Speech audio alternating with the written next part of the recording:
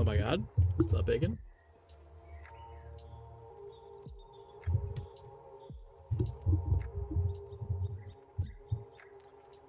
Things we love to see. What's up, Duke? How are you? That was the rest of the work day.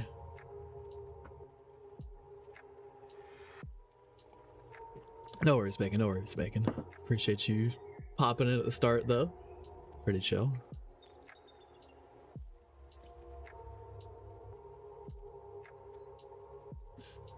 Give me a sec, guys. Just finishing one thing real quick.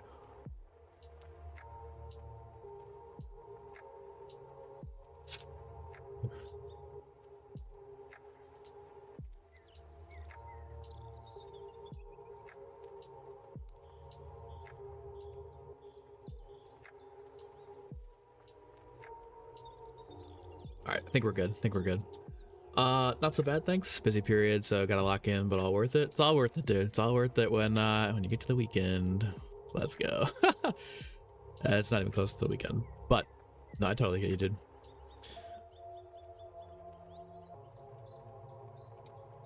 It's that time of the year you gotta lock in, just knock all the work out, and then eventually, hopefully things calm down for you, at least if it goes in like spurts.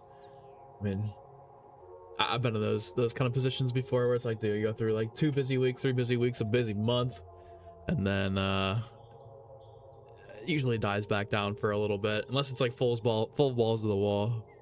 But I mean, you keep leveling up, keep getting new spots and whatnot, you should be good.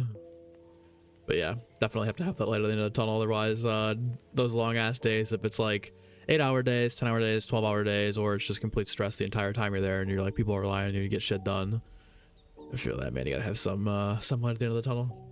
But it's vacation, a trip, not being busy season. Anything good is good.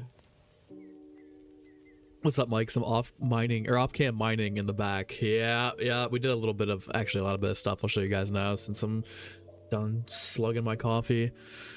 All right, well, right off the rip, we've got another portal, obviously. I've built some of these like shroom trees outside of the portal to kind of make it look like it's spilling outside of the world. I don't have a silk touch pickaxe to go and get the sand, or not the sand, but whatever the stuff that this grows on in another to like put out here to make it look a little more infested. So right now the grass is kind of like killing the vibe a little bit. I tried to throw some netherrack in there just to make it look a little better, and I didn't like the way it looked, so I just left it as is.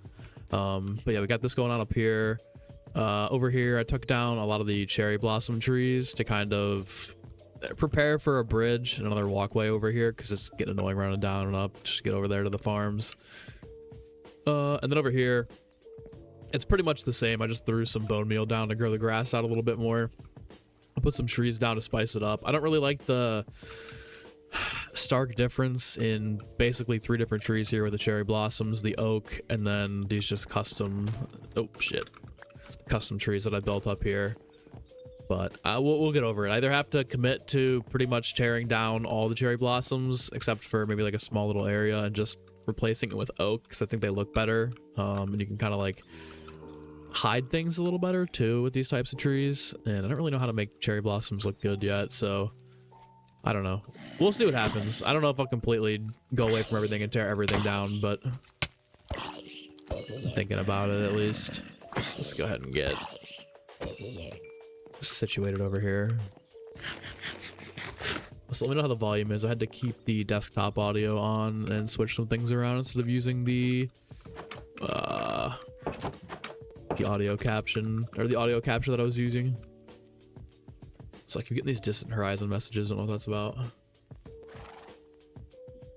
That's pretty much it though. I just wanted to get the nether opened up to, one, have a portal there and kind of add something to the world, but also eventually we'll need to get stuff in there. I'll show you guys the spawn for it. It's not the worst spawn in the world for the nether, but it's pretty dangerous. It's not gonna be great trying to navigate this place.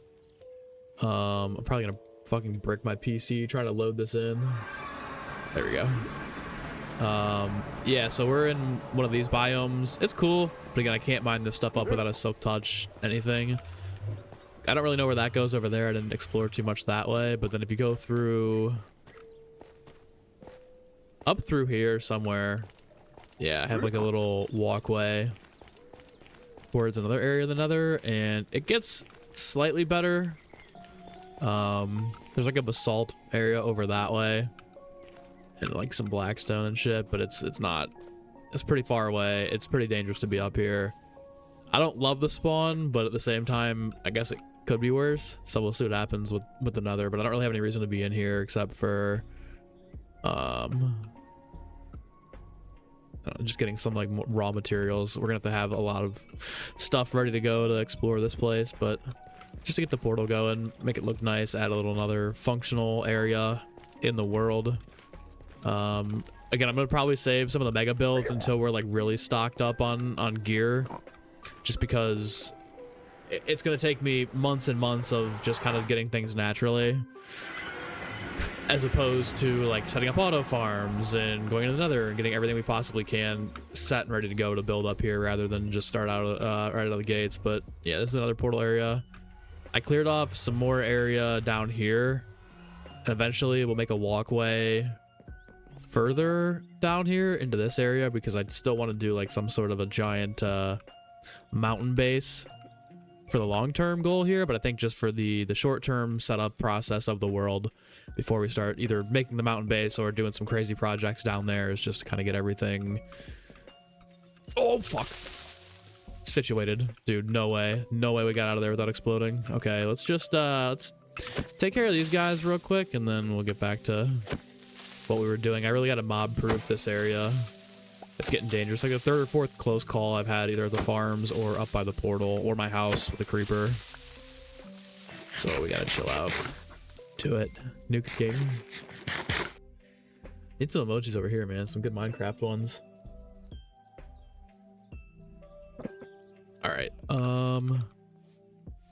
The other thing I did was just keep breeding every opportunity I had. So now we have an insane amount of pigs and cows. These are probably gonna have to be slaughtered at some point or expanded upon, but they're starting to overflow the pens I have them in. So at some point, maybe we'll think about dealing with that. Maybe when I run out of steak to eat. This obviously hasn't changed. That over there, that area where I kind of cut some things down, I don't know what this is going to be. Just another area for some functional things. Maybe like the farm might need to be in the middle of the map if we want like a ton of animals to be able to resource off of. I think like almost the main part of like the base mountain, at least at the top, should be a giant farm just to kind of store different animals and things. We're eventually gonna need like mob farms and stuff. I found a lot of the spawns down below this area in a cave, but yeah, so I kind of got my thoughts about like what I want to do with the world pretty much straight away now. I'm thinking the whole top of this mountain is just like small basic level farms. Obviously the nether portal, the enchantment table, that area is like very functional, but then we'll have like a lot more of these auto farms. We'll get a barn going for all these animals, and then like obviously we get sheep for dye and stuff when you start thinking about some mob spawners. And then eventually, once we're like kitted out to the teeth, we've got everything absolutely in a decent spot to be able to do a mega project, then we'll kind of either do the inside of the mountain will become a giant base, or we'll do a pyramid or a Jedi temple somewhere. Like I want this world to be crazy, but I also want it to have some coherence. So if we got to build farther away or in another divot, we will. I keep thinking about like a Hoth mock over in this area, doing like a giant echo base with a Millennium Falcon in it, but we'll see what happens. Other than that, I think that's pretty much up to speed on where the world's at. What's up, Sniper? So we mining or crafting or breeding? Kind of like a mix of three, I think. I don't really have a set plan for the episode or for the stream. Just kind of wanted to obviously update the progress that I made off cam last time, but then also maybe like get something going. I think we don't have enough resources to build like a cool barn or anything, so maybe we could reorganize this a little bit, but I don't know. I was thinking maybe even we could do another auto farm. I've got beets. I've got, what else do I have? I've got watermelon, I've got pumpkins, I've got glowberries, but I think the only thing that would fit this style of semi-auto farm would be the beets. So I don't know if I really like, they're not something I'm even interested in using, you know. So we'll see. I also have this idea for a bridge, but I need some more time to figure out what I want to do over here. But I'm thinking bridge right here, making this more of like a walled off area, and then down here having it be like a koi pond that then flows down off the little crevice here on the side of the mountain, down and out, all the way down there towards the bottom river. But yeah, I've got a clear vision for the world now. It's just having the time to set up everything, because once we get like all the auto farms going or semi-auto farms going, we've got everything situated, doing mega builds won't be too tough, and we'll be able to actually get things done in a reasonable amount of time. But until that point, it's just like any other Minecraft world that you're setting up and constantly trying to micromanage. Let me go ahead and put these away real quick. I've got some more gunpowder, some string. This is going to be crucial if we do any more semi-auto farms. Some saplings, some dirt. Don't need this for now. Cherry blossom oak down here. Saplings, oak log. Some dirt we'll keep on hand to stick just in case. Oh, oak slabs I guess can go back up there. First thing island, if they reveal Fallout 3 remaster after the countdown, no way. Auto cooked chicken is something you put together as fast as possible in most games. I don't even know how to do that, I'm not gonna lie. Let me look up a good design for... Oh, didn't mean to reload the shaders. Actually, I should probably do that more often. It makes the game way less laggy. Auto cooked chicken is something you put together fast. All right, let's do quick Google here. Easy automatic chicken farm in Minecraft 1.21. I need a good design around it. 6.5 minutes. Here's a 1.5 minute video. This is the best automatic chicken farm in Minecraft. The eggs will be collected by the hoppers and then fed into the dispenser, which will fire them. The chickens will then be burned by the lava when they grow up, giving you a lot of wood. And these are the materials you need to build it. That's not even bad. A repeater, 4 dispensers, a chest, some redstone, glass. This isn't bad. This isn't bad. I think what we should do is collect the materials for this and build it, but then also do like a chicken coop or something fun. I guess maybe we don't even need to really do a big barn. We could save that for like a mega build at some point, or have like a whole area of the map to be like the farm area. Because like just doing like a, I feel like spending a ton of time up here building a giant barn wouldn't be a waste of resources, but like no matter what I have up here, it's not going to be as big as it could be, or as big as I'd like it to be, or as functional as I'd like it to be, because we just aren't set up to that point in the world yet. So maybe we should just like make a nice looking little farm area and make it look cleaner than this, but also do the automatic chicken farm and do like a nice little chicken coop around it. I guess we could do it over here. I don't know if this will be big enough for the farms, and it's kind of loud being by the nether portal too. I feel like this is enough space at least for the chicken. Chicken lay eggs into the hoppers. Hoppers load dispensers. Desert lay eggs on. Oh, message redacted. Rip. None for you. No log. Good. It might have been when I was watching the video or pulling it up on Google. My PC might have flickered. All right. Opinion time, guys. Do we build the auto chicken farm over here, make this a little more smooth, and we have this area to work with, or should we do it in the middle over here? I've also thought about doing like a giant map in the middle of this too. Wouldn't be like straight smack dab in the middle, but probably if I had to guess, it'd be like this area right here. Tear down the trees in this small area. These gotta go for sure. And like this is dangerous. These need to be plugged up too. Gotta act like we never saw that shit.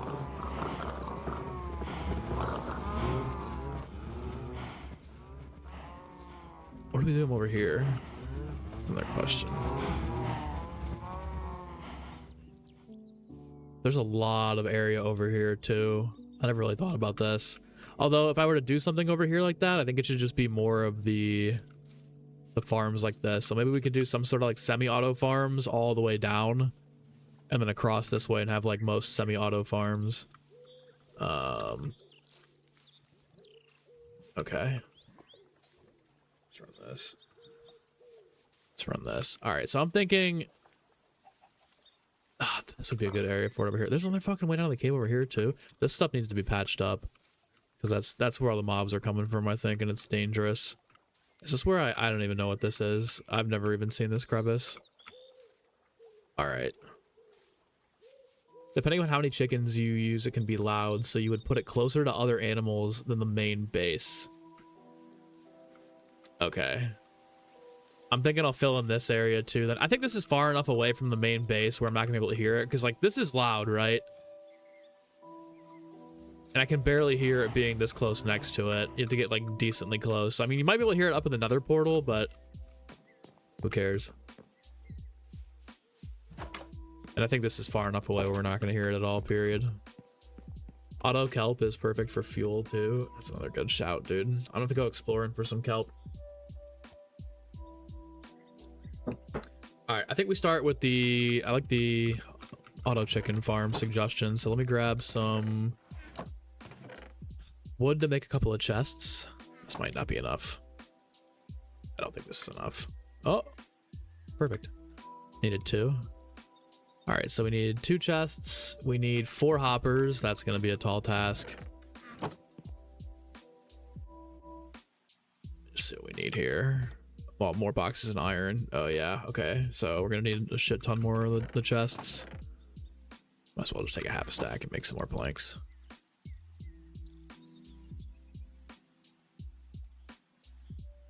I need at least 4 more. We'll do this for now. Okay, and then we need the iron.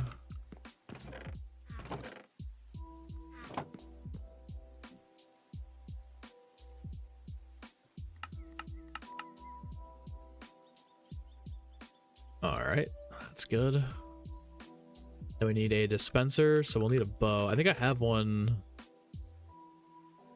over here somewhere. Maybe I'm tripping. Yeah, I got one. I killed off a skeleton. Here's good.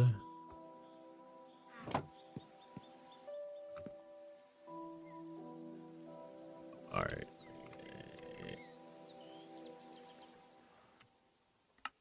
This is the bow, cobblestone, and redstone.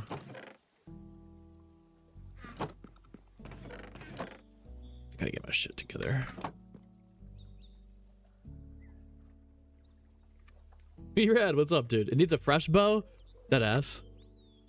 Oh, dude, I swear to God I made one of these the other day, though, when I was first setting up the semi-auto farms. That's tough. That's tough. Dude, I swear to God I used one, though. Maybe I am just stupid. Alright, well, I've got the string for it here, which is good. There we go. Yuck. Alright, well, I'm gonna throw this bullshit away. Try that down there. What's up, Red? How you doing, though? Hopefully you're having a good today, Tuesday NBA trade deadline, kind of, if you follow it. All right, I'll go for a real dispenser. Perfect. And then we've got the redstone that we need here. We need glass and smooth. I think I've still got some glass to use somewhere over here. Yep, there's our glass. Need some smooth stone. Costs for 5, but we'll take some extra. All right, so we're good here, here, and then we'll need repeaters.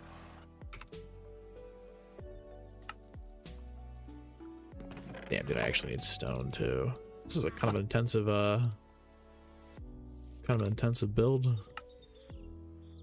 I need redstone torches, and then I need another quartz. Thank God I actually have some of those. That would have been bad. Good, can't complain. How's the world treating me? Pretty much the same, dude. Can't really complain. Things are good. Waiting for season 2 to hit for COD, but other than that, pretty relaxed. I feel like I'm in a pretty good state mentally, which is always always good. I can't believe Jaren Jackson Jr. got traded. Dude, of all places to Utah too. Like I would have thought, I don't even know where I would have thought, like New York maybe. I heard something about like maybe him for a Towns trade. Anywhere but Utah. I mean, I'd be so pissed if I was him. I'd be like, dude, I've been putting up with this Memphis shit for 2 years now. You know, just haul me off to fucking bumfuck Utah. Criminal times. All right, I need some redstone torches. Actually, I should probably grab 2 of those. Yeah, I need 2 more redstone torches.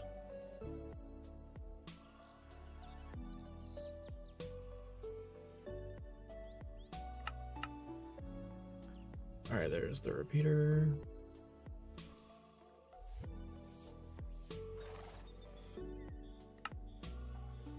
Okay, 3 more torches.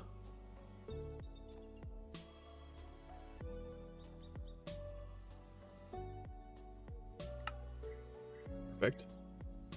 And then we need a lava bucket, which I actually don't think I have, unfortunately. Fuck. Okay, we're gonna have to probably go grab some. There's like a source that's close to the house, which is fine. I just don't have to run all the way down there. And we need 9 smooth stone slabs.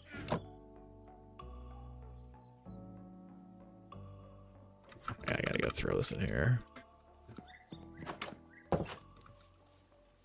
All right, let's go grab the lava bucket and then we'll be ready to go for the build at least. Goes from shit to ass. No, really, dude. I mean, honestly, Utah's not... They're not that bad. Like, they have a bad record, but I feel like they've been kind of throwing games. But Utah's, like, really not that bad. Keontae George is either an all-star or a borderline all-star. Probably a borderline all-star. I don't think he got in. But you got Keontae George, who's good. I like Lowry. He's good as a 3. You've got Jaren Jackson Jr. is like a DPOY or a defensive player of the year candidate. Walker Kessler is good. Your bench depth is terrible, but I feel like that's... You know, people are like, oh, what is Utah doing? But at the end of the day, like, Utah has not gotten a good draft pick the entire time they've been tanking. So, other than Keontae. But they haven't gotten, like, the Cooper Flag that they've been looking for, the Zion. So, I mean, I guess it makes sense from their perspective, being like, fuck it. Like, let's just, you know, we haven't really hit or haven't been drafting well. So, let's just go ahead and burn 3 firsts on Jaren and hope he's happy here or stays. But I feel like that's a situation where either... they're gonna pay him in the future and he'll just take it because he's like, I want money, or he's gonna end up leaving. Like, dude, I live in Cleveland and they're a mess. This, like, they're on a Browns level meltdown right now, so I can't really be too pressed, but it's not good. I think I passed the lava source too. I don't think it's this far out. Let me check over here. If it's not over here, we got problems. Lost.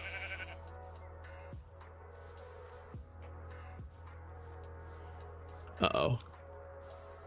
I know it's not past this point over here.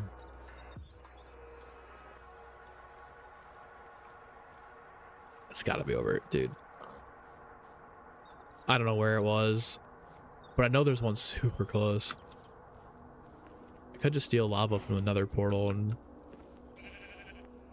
get it back later. Dude, there's no way. I know it's over here too, and I'm not gonna be able to see it until it's nighttime and it lights up the area, and then I'm like, oh bro, it's 20 feet away. I swear it was over there. Or over here?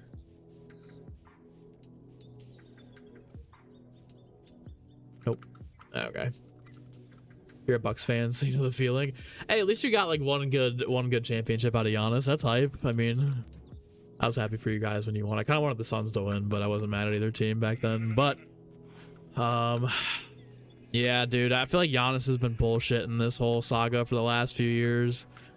The whole like, oh, I don't want to leave, but I'm gonna leave if we don't win, and then you guys don't win, and he's like, oh, but I would never request a trade. Like, Buddy just didn't want to come out and say I want to trade publicly. He didn't want to be the bad guy.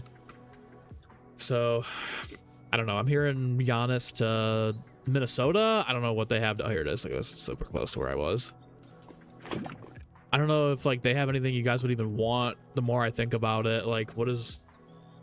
I can't imagine their draft capital super high.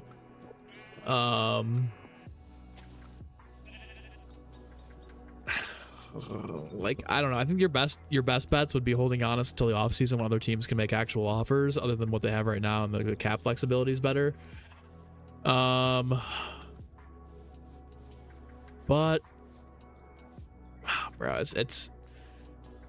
it's tough. I would say if you were going to trade him before the deadline, you'd probably have to look at like Miami. They could put a good offer together. The Warriors also have a solid could put a solid offer together. But like if you wanted like max value, I'd say you could probably wait till the offseason and get away with it, or you could just be done with it now and trade him. I mean, dude, I don't know. It's a tough situation. But the situation's toxic though. Like there's no bringing him back this year. I wouldn't bring him back. I think it's just over. And it's gone on long enough too. Like this has been going on for fucking years now. But like the trade rumors have been nonstop since the summer. You gotta just let it go. Lost mentioned. Skin, what's up? That's how Myles Garrett was. He wanted to be on a Super Bowl team and then he stayed for the bag. Yeah, and I mean again, I'm a Browns fan, so it's like I know all about this situation and shit. I don't know. It's just like he was pouting and crying all year, and it's like, okay, it's like whatever, you know, you got your sack record and that's what y'all really cared about this year. But you know, like the constant like, oh, we gotta be better, and you know, we need to win games, and this is like management needs to do this and that. And it's like, dude, you signed up for this. You could have easily just been like, no, I'm not signing this contract, unless he thought he was gonna sign it and then a year later be able to ask out. Now he's pretty much just solidified himself as like, hey, I'm good as long as I'm getting paid, which like, I guess respect for staying in Cleveland, but at the same time, I don't want to hear shit about the direction of the organization, or if you're upset because you were the one that did this to yourself. This isn't, you know, you're about to be a free agent and you opted in for the most money you could make. So I don't know, man, it's tough.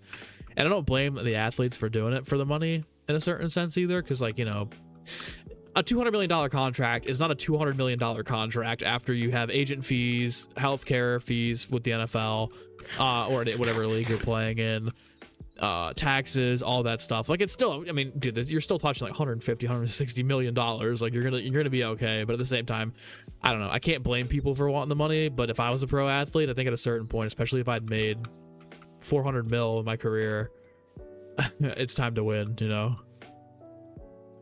Donuts, what's up? How's the temple coming? Temple not started. Temple's not even close. The idea is there still, but this is what I did recently. I went for the nether portal just to kind of make this small little area that overlooks down here too.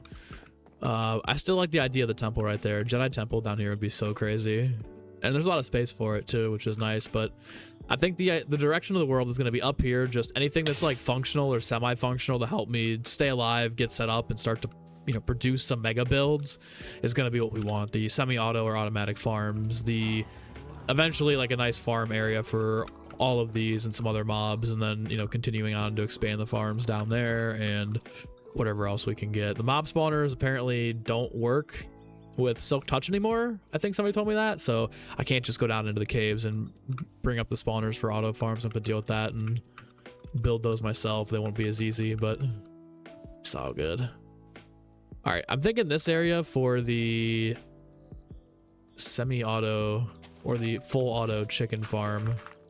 So let me fill in a few more blocks over this way to give us some more room to work with. And then I'll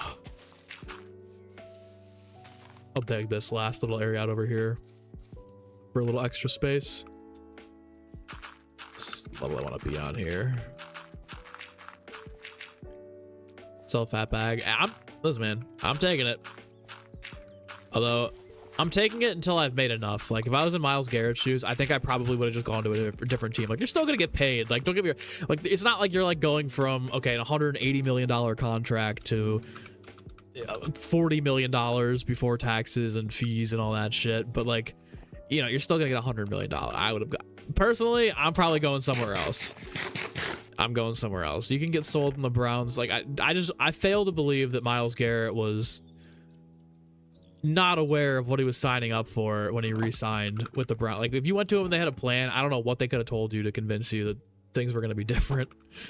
I would have been like, Yeah, you guys can tell me all these things, like we're bringing back 40-year-old Joe Flacco and that we're gonna make the playoffs, but like I'm not going for it anymore. Honestly, I just want out, which is what he should have done. But honestly, the whole crying and the drama last offseason was probably just to get a bag.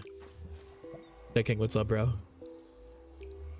I'll be red. Probably for the best now. You don't want Jimmy Butler on the books. I mean, the thing about Jimmy is like, it's not like he's gonna be on the books for too long though. I'll tell you what, I think the Warriors, as like, I want to see Steph and Giannis play together, and I want to see the Warriors get one more chance at a real run at a crack at it. But the one thing I'll say about the Warriors offer that I think is better than anyone else's offer on the table is that you're going to be getting draft picks from the Warriors for the next, well, probably not next year or the year after, but like you're going to be getting like 20-30 draft picks from them, which by that time Curry's probably retired or on the doorstep out. Giannis probably won't be with the team either. Like, he'll probably play for them, sign a contract, and then by 2031, 2032, be completely off the team and on another team to finish his career. So those Warriors picks might be insanely valuable, especially since you know now there's not going to be like an heir apparent to Curry, or, you know, the Warriors dynasty is going to continue past whenever Curry retires or Giannis leaves the team if they trade for him. So, and I mean, all those picks are basically going to be like the Brooklyn Nets picks right now, or like the Pelicans, who are terrible this year. Their pick belongs to, I think, Atlanta. I think it's Atlanta. Either way, they got, you know, their draft pick right now is not going to be going to them at the end of the season. They could really use that because they're probably going to have like a top 5 pick. So, you know, outside of just being like, you know, we don't want to go to the Warriors, or we don't need Steph Curry to have another dynasty, or the Warriors to get another championship. From a gathering pick standpoint, it's actually not too bad of a trade. Like honestly, like at this point, like fuck Kuminga, fuck Hield, whatever they're gonna get. Like they're not replacing Giannis. They're not equal value for Giannis. But at the same time, I think it's still something worth looking into and just being like, should we take the risk here? Like, I mean, this could be really, really good. I mean, obviously by that point, let's say Curry retires and Giannis is still there and playing well, which I don't think Giannis will be playing very well into his mid to late 30s, to be honest. Not to pray on the guy's downfall, but he has no jump shot or ability to shoot the basketball. And as soon as that athleticism and strength starts to wear down or wear thin, then you're in a little bit of trouble with him. He's like, I feel like, again, like a Westbrook, D Rose, somebody that relies on their athleticism. They usually don't age as gracefully as somebody like Curry or Durant. You're right, still sad.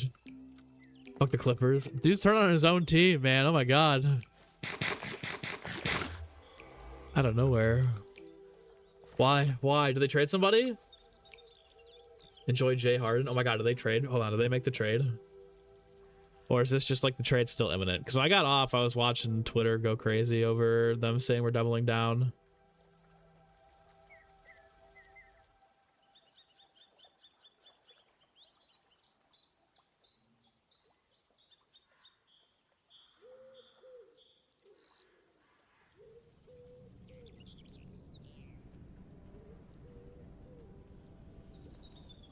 They're mentally preparing to be traded for each other, expected. Dude, the Cavs are so fucking stupid. Oh my god, I hate the Cavs so much. Dude, I fucking hate our GM. I hate our fucking owner. Dude's drinking out of a... Dude's eating his food out of a tube. Calling the shots. Like, this is ridiculous. Like, I can't believe that they would fucking trade... I'm not even a huge Garland fan either, man. Like, I just don't think, like... You have to think about this logically. Okay, Donovan Mitchell hasn't done shit in his career, and we're sitting here... catering the entire thing. Oh, Don, who do you want to play with? Do you think we should keep Garland? Would you be okay if we move Garland? Like, why are we doing that with this guy? Dan Gilbert had a stick up his fucking ass for prime LeBron. Prime LeBron in 2008, 2009. Couldn't get jack shit for help. And then all of a sudden, you know, we got Donovan Mitchell on the books now, so we got to fucking cater to him. Like, dude, listen. If you're already unsure if he's going to re-sign... I just don't get it. If he's already unsure and you're already like, I don't know if we're bringing this guy back past, you know, next year, or he's not going to sign a contract extension with us, why are we then doubling down and trying to build around him? He's 30, and if he doesn't want to be here, trade his ass. He's the most valuable trade asset on the team. Trading Garland for Harden is just a dog shit swap for both teams, dude. Garland's fucking probably done, not done for his career, but he's not going to be the same player.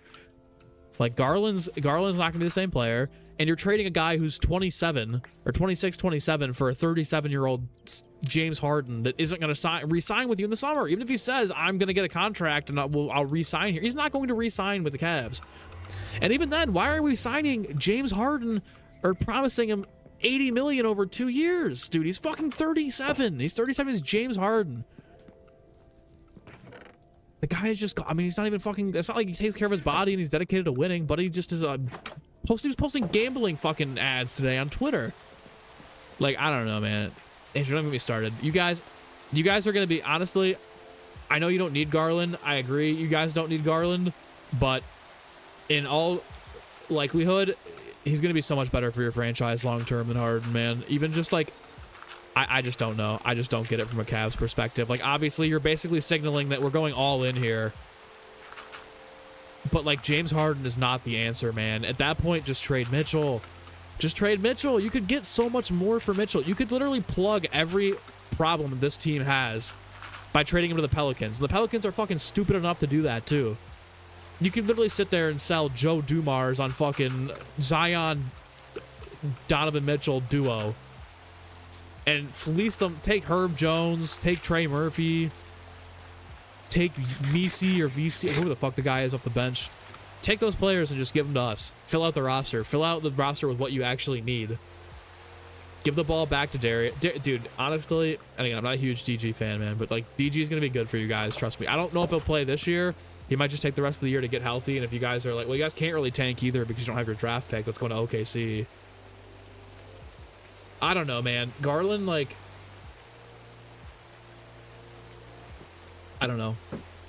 Don't get you wrong. Harden's been balling this year. You don't know why we would do this. Okay. So I do think that Harden is, at this point, might be better this single year than Garland. But what I don't get is, like, you have to think about it from, like, who you're trading for's perspective outside of a basketball situation here. James Harden loves to go to the clubs. He loves to party.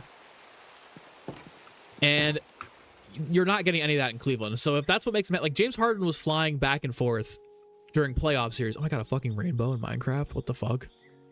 I've never seen this before. I didn't know this could happen. Wow. Wholesome. Dude, I just don't, like, I don't get it. Like, you have to know what you're getting in James Harden. Buddy was flying back and forth between, like, Atlanta. In the series they were playing Golden State when he was in Houston, he was flying back between Atlanta and Houston in between, like, games 3 and 4 so that he could have a night off to go party and go to strip clubs and shit in Atlanta. Like that, like, you're not getting that in Cleveland. He's not doing that in Cleveland. This is probably the worst market that he's played in since OKC. I'm just not seeing it, dude. I'm failing to see the vision here. And if the idea is or was that, like, we're going to trade for Harden and then we're going to move Mobley for Giannis, like, you are absolutely ludicrous if you're the fucking Cavs GM and you think that was ever going to get done. Like, there is not a shot in hell the Cavs even had a chance to get Giannis. I don't give a shit what the, Cavs are interested in entering the sweepstakes or trying to get their name in that. Like, dude, I've been watching the Giannis drama unfold for the last, I'm not exaggerating, like 6 months. And I've been, every time there's like, oh, this is the rumored trade or this is the, what was proposed. The Cavs are so far off from what they could offer for that. It's not even believable. So if you literally sat down and convinced yourself, we're going to trade for Harden, then we're going to get Giannis and things are going to work out. Like, what happens if you don't get Giannis? You're not getting him now. Minnesota's got a better package than you. Portland, for fuck's sake, has a better package than you. New York could offer more than you could. Like, and there's 2 other teams. I'm forgetting, like, if they wanted to, Thunder or the Spurs. And there's like 2 other teams that have realistic trade packages out there for Giannis that would be better than what you have. Now you're like, okay, we just swapped Garland for a guy who's 37, probably doesn't want to be here. It's a known playoff shitter. Like, I don't see how that's any, I genuinely don't see how it's any better than just being like, fuck it, we'll just hang on to Garland. I don't know, man. I'm tripping out. And like, I don't like the Cavs like that anymore. Like, I just think the GM's a dumbass. I think the owner's a dumbass. Like, I just genuinely don't. I haven't liked the direction of the team since they traded for Mitchell. And it's like, bro, like, dude, I just don't get it. I just don't get it. I just don't get what they're doing. I just don't get what they're doing at this point. Like, they just need to, somebody needs to step in. Somebody needs to step in and be like, this needs to stop. Like, we're going to basically mortgage our entire future building around Donovan Mitchell at 30 who hasn't won jack shit. Like, you're basically saying, like, hey, we're bringing in 2014, 2015 Carmelo Anthony, and we're going to build around him. Like, bro, are you serious? We're bringing in OKC Chris Paul and building around him. It worked for Phoenix, but Phoenix was already built around that. All you had to do was bring him in there, right? Like, so that's cool, but like, this isn't that. And Chris Paul is also probably better than Donovan Mitchell all time. But I mean, amen.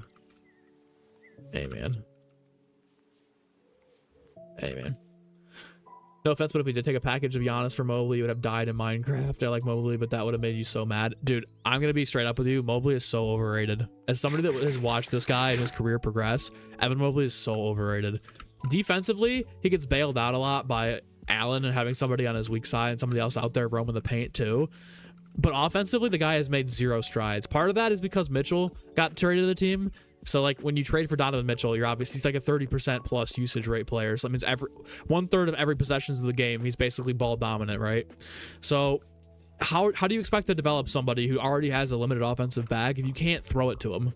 If you can't just say, hey, we're going to run the offense through you 30% of the time, because Garland's 30 plus or close to 30 plus. Then you have Mitchell, which is like 60% of the time. All of Mobley's buckets are like drop downs when he's in the dunker spot or pick and roll alley oops. You know, so like now it's just to the point where I personally, I wouldn't even, you don't even have to like Mobley like that. Like, they're not even close to the same level. We'd have to give you guys like 4 or 5 first round draft picks, which is criminal, in order to make that work. Because Mobley is really, yeah, I mean, you're right. Like, dude, Mobley's just not good. Like, he's just not that good. Also, the other thing that pissed me off about Mobley is right before we gave him the contract extension, I think either last summer or 2 years ago, he got invited to be part of Team USA. And they were like, you're not going to play. Like, it was the last team that they just had where it was Steph Curry, Kevin Durant, and they played in France or whatever. They sat down. The USA men's team asked Mobley and was like, hey, we'd like to get you in here as like a invitee to the like the practice squad, right? Like, you're not going to be on the Olympic team, but, you know, you'll come to all the practices and, you know, basically work out with the guys all summer. And he was like, nah, I'm good. I'm just going to rehab my injury, which, like, already, it was like an ankle injury. I don't think it was anything serious. I don't even think it was like a post-surgery situation. It was just like straight up like, yeah, nah, I'm good. It's okay. I don't want to do that. And it's like, you're telling me as a 23, 24, 25-year-old budding superstar, quote unquote, in the league, that you don't want to go, even if you're not playing, to a USA basketball roster of Steph Curry, Kevin Durant, LeBron James, Joel Embiid. You've got Steve Kerr. You've got, you know, Mike Daigneault. You've got Greg Popovich. You've got, like, the elite of the elite NBA coaches, too. They're coaching you and giving you pointers all summer, and you're spending time around the greats in basketball, and you're just like, yeah, nah, I'm good. I said from the start, when that happened, I was like, if I were the Cavs, I would not fucking give Mobley I wouldn't give him a max extension. I sit there and be like, we're not paying you unless you go to this minimum. But instead, they're like, oh, get healthy, Evan. You know, you can, you know, rehab in the offseason. Go to California. We won't monitor your progress. Just go hang out in Cali, bro. You're good. Like, just coddle the guy. And you wonder, he doesn't want it like that. He just doesn't want it like that. He's not a grinder. He's not a dog. You know? So, it's, dude, it's bad. It's bad out here. It's bad out here. If I were you and I were the Bucks, I wouldn't be fucking looking at Mobley. I'd laugh Cleveland off the phone. I'd be like, nah, dude, we're good. We're good. You're a division rival. We play you guys 4 times a year. I'm good. I don't know, dude. I don't know. We're so far out of the package. Mobley is good, but the fact that people will sit there and sell you on the fact that, oh, Evan Mobley's a depoy, dude, he's a fraud depoy. Vic was like negative 1,400 odds to win depoy last year, up until the point where he got a blood clot, and then it shut him down for the year, and he just wasn't qualified. He didn't have this 65 game requirement slot to be a depoy. Or to qualify for awards and shit. Like, dude, fraud. Don't get me started. What's up, Owen? Sorry, I was kind of ranting there. Like, yeah, definitely snag that free Black Ops 6, man. Omar's been hooking it up lately. What a goat.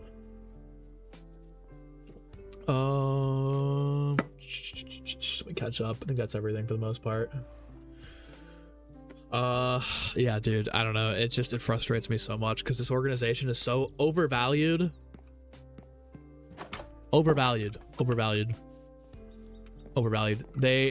Cavs got a little bit of motion without LeBron James on the roster, and they immediately started acting like hot shit, thinking this was gonna be this was the dream team over here. Fuck it, the core four, they're all stars. All right, sure. Yeah, Jared Allen, perennial all-star. Darius Garland, perennial all-star. Donovan Mitchell, fraud. Man. Don't get me started. All right, let's build this. I've got all the materials to build this Sonic chicken farm. I think I just went on like a 20-minute fucking cab spiel. Don't get me started on basketball. I'm telling you. I think someday, at some point, I want to start like an actual basketball channel too on the side. But like that requires you to be locked in every single day, all the time. I wouldn't be able to, like, if a DLC dropped for COD, I'd have to miss a week of basketball content, which is not good. I would love to do stuff that, like, I watch NBA YouTubers every single day, whether it's before bed, when I'm just kind of like vegging out, pretty much every meal. If I'm not talking to somebody in my family, I'm watching basketball content. So like, dude, I got it unlocked, man. I could build a championship contender out of this Cavs team right now if they just gave me the reins, but fortunately, I don't know anything, and I don't know anybody that would let me do that. But I could do it. Trust me. I could make really good NBA content. But my shit would be so hot. Like, I've been saying Mitchell should be traded for like 2.5 years now. The second we got him, I was like, we overpaid, bro. Like, Sexton's whatever, but we could have just, again, all right, last Cavs rant, and I swear to God, we'll move on. But when they traded for Donovan Mitchell, I literally sat down and was like, okay, like, we traded, I think, 4 first-round picks, including Abaji, who was our first-round pick that summer. So basically, I think we traded 5 firsts, Lauri Markkanen, and Colin Sexton for Mitchell. And I think genuinely we could have gotten him for the same price, but we could have kept Lowry and just traded Love to match salaries, because Kevin Love's salary matched with Sexton, and it would have been perfectly fine. Like, that would have been fine. And I would have just sat there and been like, dude, Utah, fuck you. Like, we're giving you 5 first-round draft picks, which is kind of unprecedented. We're giving you Sexton, who at the time was like, I wouldn't say he was a young star, but like a decent, like, you know, building block moving forward, or somebody you can rely on night in, night out. We're not giving you Markkanen either. Like, it's this is your offer. This is as good as you're gonna get from anywhere else around the league. This is it. And I think that would have gotten the job done. But Danny Ainge, who's the GM of Utah, also fucked us over trading Isaiah Thomas bum hip for Kyrie Irving, prime Kyrie. I wouldn't have even picked up I wouldn't have even called him. I know you wanted Mitchell. I wouldn't even called him. I would have called him. I would have given my offer. And if he said, no, I want Lowry instead, I'd be like, yeah, you can kiss my ass. And I would have just hung up the phone. But call back if you're serious, bro. 5 first-round picks, Sexton and Love. Love will be off the books in a year. Let it go. That's what you're getting for him, and that's fair. And if he said no, so what? But trade for Mitchell would it completely stunted the franchise. Everything since then has just been, how can we kiss Donovan Mitchell's ass? I don't know, dude. But I would have been saying 2.5 years ago, this was a terrible trade for Cleveland, and for the last 2 years, I'd be getting held to the fire by Cavs fans and NBA fans, man. Disgusting. We should have basketball sometime. Absolutely, dude. I could talk basketball all day, every day, man. It's my favorite sport. Every night, I'm like, NBA League Pass is on. I'm chilling. I'm sitting down watching games.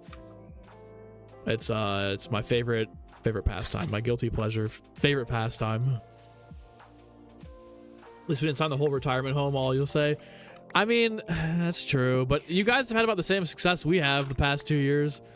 Did you make the conference finals the year Dallas beat you and went to the finals? Or no? I can't remember if it was the semis or the first round. No, that was the first round, because yeah. It was LA, Dallas, then Dallas won and played OKC and beat OKC, and then they went to the conference finals against Minnesota and won.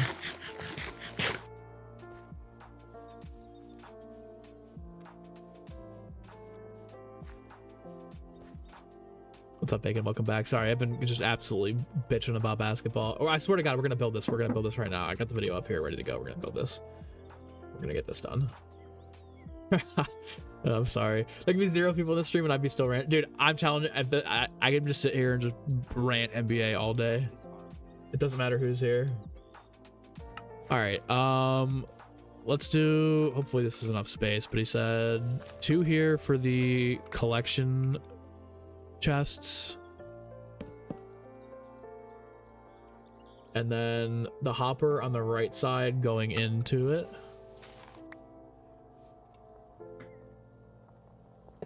Like that. And then a dispenser on top of this.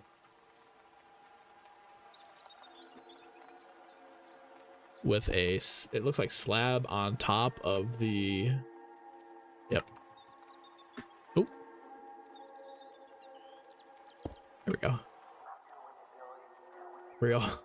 When you joined, you said fuck the Clippers and bro got turned. You said turn on your own team. I turned on my own team 10 seconds after. I'm like, oh, dude. Here's my thing. Here's my basketball truth. I was a huge Cavs fan growing up, and then when LeBron left, I was like starting. The last year that LeBron was in Cleveland, I was really watching like a lot of other teams play. I was watching like all the ESPN TNT games every night. I was really starting to love basketball, the sport. And after LeBron left, I was like, my first reaction was like, damn, dude, that sucks. And then I was like, bro, the Heat are going to be so fucking good. I was like, I cannot wait to watch Chris Bosh, Dwayne Wade, which is like the complete opposite of everybody in Cleveland. Everybody in Cleveland was like, fuck LeBron. This guy's a piece of shit. He's a traitor. I'm sitting there like, dude, the Heat are about to be must-see TV. So ever since then, I've been kind of like, I picked some other teams after the Cavs got real shitty. Like, I still watched all the Cavs games. I still watch most of the Cavs games now over any other team, just because like if I'm gonna hate on them, I gotta be knowledgeable, right? I can't just be talking out of my ass when I'm saying shit. So I like, you know, back in the day, like I started watching the Knicks when they got Stoudemire, and then eventually Melo. I watched a lot of the Warriors West Coast games when I was a kid, when they had like Jarrett Jack, Klay Thompson, Harrison Barnes, like the stuff like before Curry and then broke out, bro. I was watching those guys at like 10:30 at night on ESPN or on League Pass. They were fucking must see League Pass back in the day. So ever since then, I've had like teams that I like to support and root for. Like I hope the Knicks go to the finals and win the finals this year. I would love to see the Knicks finally get a turn in the finals. Which is like, again, if you're from Cleveland, it's like, dude, fuck the Knicks, they're a rival, blah blah blah. I'm like, I don't give a shit. The Cavs aren't even close, bro. Rather watch a real team win. So ever since the Knicks got Anunoby, they got Bridges. They've been good basketball to watch too. All right, so then this was this redstone thing over here with the repeater like this, and then another one facing this way. And then the redstone loops around here.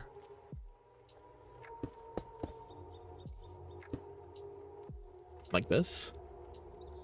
And then all the way around. This is more redstone than I feel like they were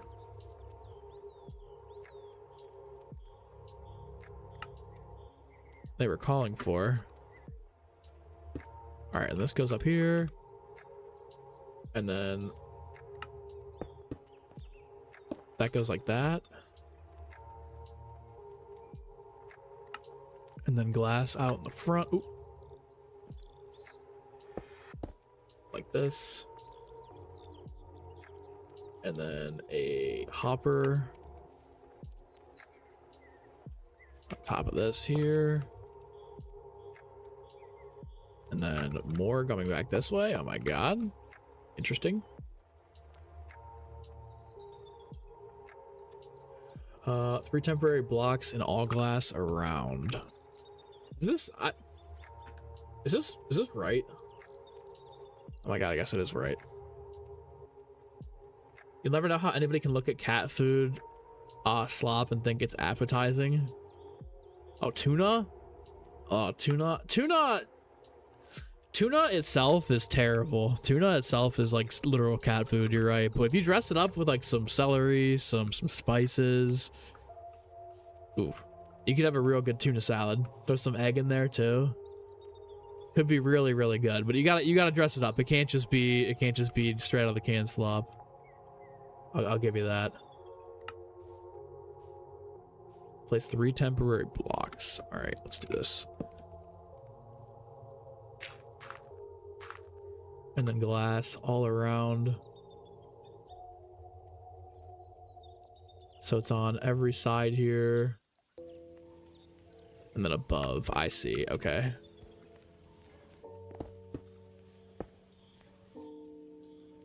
I need to see the back of this, hold on. All right, 1, 2, 3, and then the backside does get touched too, like this. And then I think it just is looped around again. The other side, yep. So like this. And then one over the front here, like this. I'm gonna get back on top and break this stuff here. That all went. Where did... Oh, that's working at least. Nice. I guess the foot pedal turns memberships off as soon as somebody gives. This is what I'm saying, dude. As soon as somebody comes in, he's got it right to take it off. Crazy. Ain't no amount of spices are gonna make up for that tuna. Dude, but tuna's so elite if you're cutting, dude. If you're trying to make gains in the gym and stay at low body fat, tuna's elite. I'm not eating tuna, even though I'm trying to do that, but maybe I should be. Love tuna, eat that shit straight out of the can. I don't know, man. Costco, okay, the Kirkland tuna might be okay. Same with like the canned Kirkland chicken, but other than that, I don't know if I can go much further. Oh, and we're working on a automatic chicken farm right now.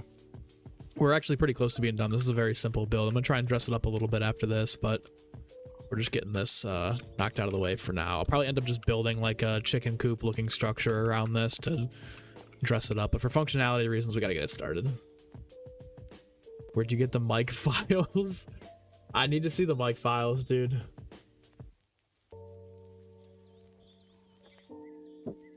All right, then we need temporary slabs above the... I don't know what this guy's cooking right now. I mean, it's working out. It looks like this is all working, but something might not be right. Okay, so then he's jumped off. Fuck, it just came out of the portal, man. Okay, so he's jumped off the left side and then broken this. And he puts the lava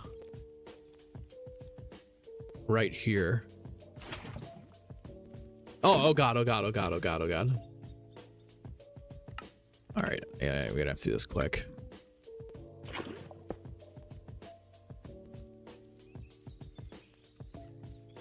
All right, looks pretty legit. So make sure to place down this block, and it looks like we're sitting over here, and he puts a block here.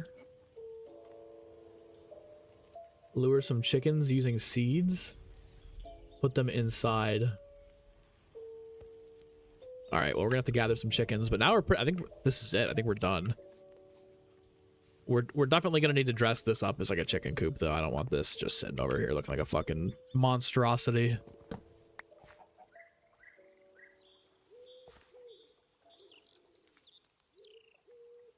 Yikes. Goat King, what's up, Israel? Chicken farm is much more advanced than yours. You just put a bunch of them in a one square glass block with a hopper underneath and collect the eggs. I'm looking up for the... Yeah, dude, yeah. I mean, thanks to YouTube. Shout out to Brilloms for this small little guy. It's something I got to do. Something that's not too crazy. Like, even the semi-auto farms that I have going on over here in this corner of the map are just like very, very simple redstone builds. Eventually, we're going to build like crazy ones. These are, again, just to be set up for, you know, expanding upon the world, because I do want to take this world seriously. I do want to build a ton of cool shit in here, but you know, just to start, I don't need some like crazy auto farm yet. I just need something to like get me food and resources, and these have really done well for me there. As you can see too, we've got these pens that need to be taken care of at some point. We'll see. Then let's use a dispenser with a bucket of lava. That way you can toggle it. Oh my god. Okay, hold on. Wait. So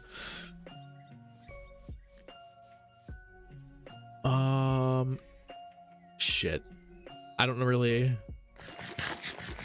There's a chicken farm, supposedly. Lava chicken. The Observer sugarcane ones always look good. Okay, so if I pick up this, can I put it in the dispenser, or should I put a dispenser there and then put like a button on the side over here?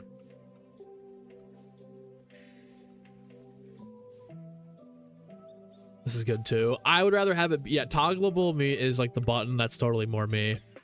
This might just be running all the time then, right? I'm gonna have to put the chickens in there to really get a grasp on this build. Okay, hold on. I'm not. No, I'm listening to. I trust you more than I trust some rando on YouTube. I'm not gonna lie. Put a dispenser at the eye level block, facing where the lava currently is. Okay, so you're saying put a dispenser right here, facing where the lava currently is, or are you saying like here, and then a button on the side? This is gonna be tough. Okay, I gotta get another dispenser made here. Hold on, let me run back. Actually, I gotta craft. I'm probably gonna just have to grab some inside. Either one will work. Okay, perfect. All right, let me get another dispenser. I feel like we're gonna need, yeah, another bow. Shit.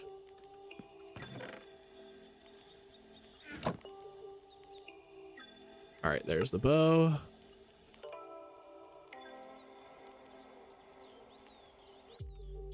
Here's our dispenser. And then, yeah, we'll make a button too. Perfect. The farm's so beautiful. Dude, it's nothing. I'm like a very dressy, try and make everything look as cool as possible Minecraft player. Like, this area is pissing me off. I like the design I have going on here, but I want the Silk Touch pickaxe to be able to bring some of the stuff back from the nether to like actually make it look more infected leaking out of here. And I love the way these look, and for practicality reasons, they're elite, dude. These farms have been elite for me here in the early setup stage of this game because they're not hard to make, and I found a mine below my house. But dude, like, I am like every corner of the world needs to be filled to the brim with like even over here, like the grass on the ground needs to make it look better over here. So like I'm like tripping out about my OCD and some of these things because they're so like rectangular or blocky. But like eventually I want to have these like massive buildings dedicated to farms and stuff. Like a giant stone area in a quarry would be sick, you know, but like I have to spend hours on it, getting everything set up at the obviously like days, weeks on like a giant quarry build, and then having like a functional like stone building on the inside with all the stone that I could use. But okay, let's see here. So either one will work. So what if I put this here? And then I put the bucket of lava there, and then... Oh, fuck. Oh, God. Okay.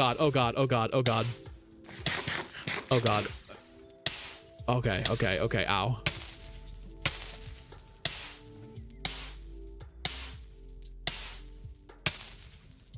You guys should see my face. You guys should see my face. All right. Hold on. We might be dead. We might just die. We might even die here. I don't have any water on me. I'm dead. No way. No. All right. Hope you guys have a good rest of your night. I'm getting off. I'm kidding. I'm kidding.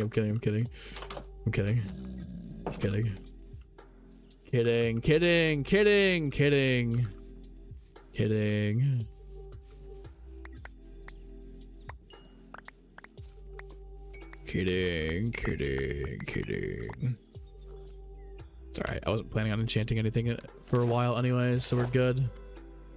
It's my hat. There we go. Alright, let's try and clean this up without making an even bigger mess again. Shall we? Rup. Couldn't have seen that one coming. I'm not thinking. I don't even know if there's anywhere to... I don't know if there's really anywhere to clean this shit up.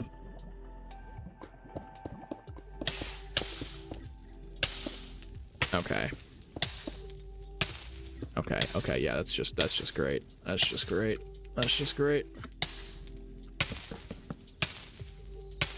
Just click the lava. Dude, I'm trying to get to it. It won't go. Oh, I see. Bruh. Alright, well, all of this redstone needs to be cleaned up back here again. I'll lay some more of that down. Cook to ZC, literally. literally cooked. Gonna have to take a look at this, take a look at this. Good thing we're not in a hardcore world, otherwise that probably would have been like top way to die ever. It would have been fucking, ugh. All-time bad. Alright, well, let's try this again. So, lava go in here, and then we put the stone down here. And then I think this actually needs to be... We'll look at the back of this build one more time here with the redstone. Oh, fuck. That disintegrate the hoppers? None of the hoppers, the fucking redstone stuff. God damn it, dude. Okay, it's fine. It's honestly not that big of a deal. At least we have the stuff here. All right, so now we need 2, 3, 4, 5, I think.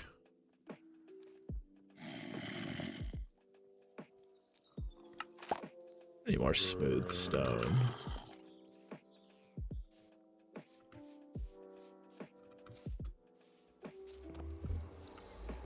All right.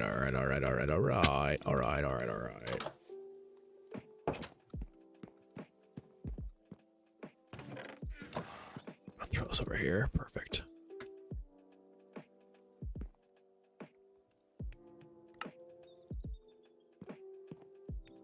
All right. Well, now we wait. Let me split these up too. Let's go by a little bit faster here. For those 35 levels, I'm gonna say for you it's a simple flat chunk with some simple farms and then like a bamboo farm, iron farm, etc. 100%, dude. 100%. I just, this is like a, I can't tell if this is I don't think this is a 2-week phase because I've been wanting to do a side channel for Minecraft for a long time. I just didn't have the time for it past couple of years. I just haven't had time for it because, you know, I was in a relationship. Obviously that's going to take up my nights. I didn't have time to just spend goofing off on Minecraft, but now that I have time for it, like I've actually want to take it seriously. So I'm trying to like make the world like look aesthetically pleasing. But if like this was like an off-cam world or like I was just like playing Minecraft, I would be in the same exact boat. I'm like simple flat chunks with some simple farms. I'm not going for anything crazy, but like I want to push myself to get better at building and better at craft in general. There's a crazy XP farm to get level 30 in like 30 seconds, but you don't know if you'd consider it too cheesy. I don't think it's cheesy. I don't think it's cheesy. I think that's fine. Especially we're trying to do mega builds again. This world isn't like too seriously. I'm just out here trying to have some fun.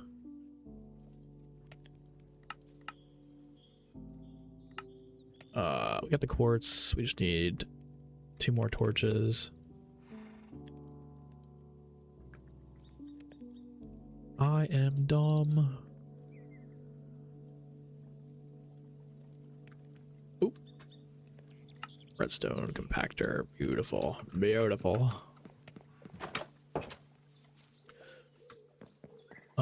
Okay, replace the eye level blocks with a dispenser so the lava pops out where it was before. Okay. I see. So you're okay, so you're saying let's fucking get it out of here.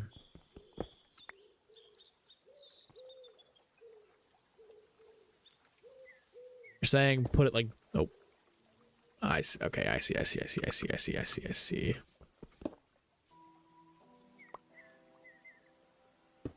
Like this. And then close this back off here. And then just throw the lava in there and then put the bucket on the side. Yeah. Let's go. Thanks. Thanks for the help. Oh my god. I get so nervous. Alright, yeah, Donuts Pro Tips works again. Much cooler too, much cooler. Okay, thank you guys. Thank you for holding my hand while I struggle. Gotta fix the back too. Alright, so we need 2 of these, and then let me pull this back up right quick. Multiplayer's killing you, which you did the grind earlier. Or first or second, that's what I was saying, dude. If you're trying to get the multiplayer camos done and out of the way, it's it's quite a grind. Wait. Did this make it so that... What? Okay, here's the dispenser. These don't even need to be here. I don't even know how that turned into that. Okay, yeah, the singularity grind would have been so much easier when Christmas came out just because you had Christmas noobs. Now it's back to like hardcore sweats, bro. It's gonna be so tough to get done.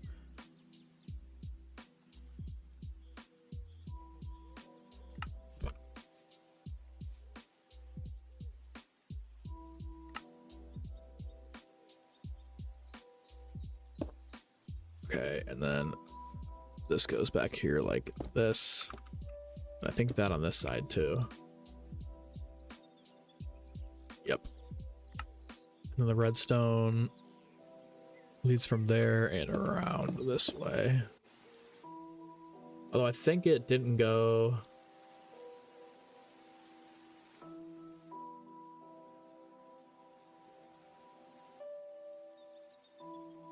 Okay, so it loops around back to that right there, and then this is it here. Okay, so obviously I won't have to... I'm not going to decorate it now and build up a whole little wooden chicken coop area. We're just going to get the chickens and see how this works. So we need some seeds, and then we got to go find some chickens. I think there was one over there before, but I'm not sure I have very many. Interesting.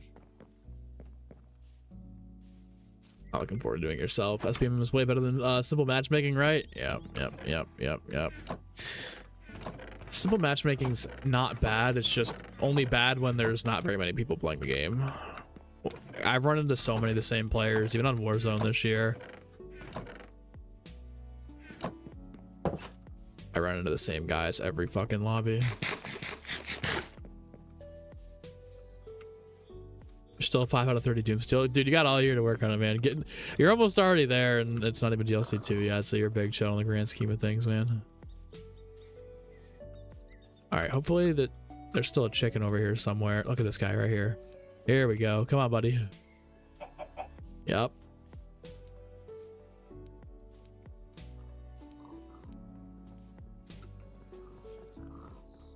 It might be a bit of a struggle to...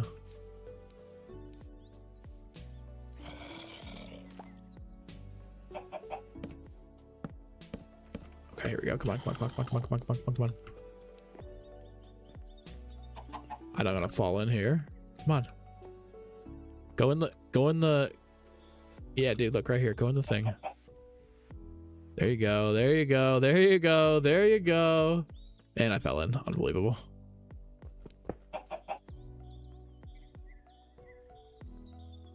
No! No.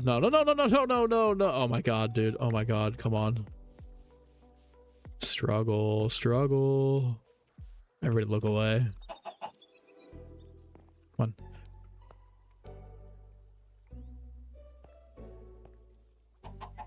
Get in the thing.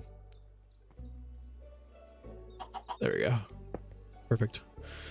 All right, I gotta find one more of those. Try again tomorrow.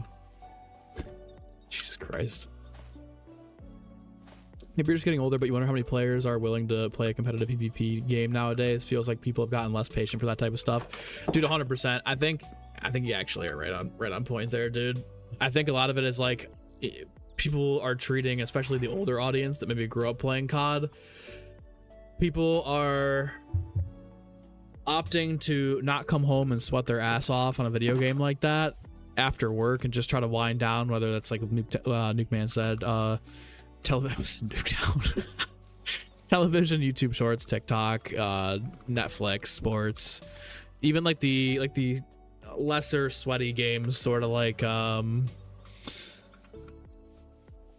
like sports games are always really popular. You always have FIFA, Madden, 2K, college football, the top of the list there for a lot of players, or top of the list for a lot of the PlayStation games and whatnot. So I feel like a lot of people are kind of switching towards those right now, and opting for not having an aneurysm at 10 p.m. after an 11-hour shift. So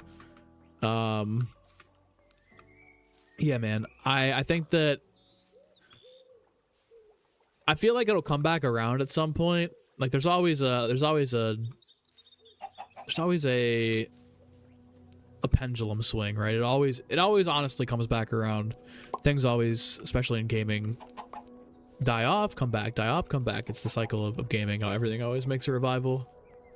But right now, yeah, I think just in general, PvP is getting so sweaty, and I think a lot of this has to do with, what during the SBMM argument, I agree. SBMM has a pretty big chokehold on the game, but you got to remember, like, we all played COD on like box TVs with the AVI outputs and inputs or whatever, like the different colored inputs that you'd plug in and shit. Like, it's not, you know, a lot of it at this stage isn't even necessarily that SBMM was like that harsh or that, you know, there's cheaters all the time. A lot of it, in my opinion, is just like everyone nowadays has a gaming monitor. Everyone now has a PC or a PlayStation 5. You know, like everyone's got high quality shit. Everyone's got headphones. Back in the day, dude, you were a sweat if you had... Fuck my life. Back in the day, dude, you were a sweat if you were constantly playing with Turtle Beaches, dude. Like back in the day, Turtle Beaches were like the biggest advantage you could have as a gamer. It's all about the Turtle Beaches. Come on, dude, get in there. Get in the corner. So yeah, like everyone's got Turtle Beaches now. Everybody's got, you know, Ethernet instead of Wi-Fi. Everyone's got these like 120k or 120p, 120p, 120 FPS, 4K monitors at a minimum. So like your average, your average gamer is light years better than what it used to be. Before, everybody was just sitting on their couch on a shit TV that was 30 FPS, 720. If you had a 1080p TV back in the day, you were cooling. You were good at the game. Like you were gonna be good at the game naturally.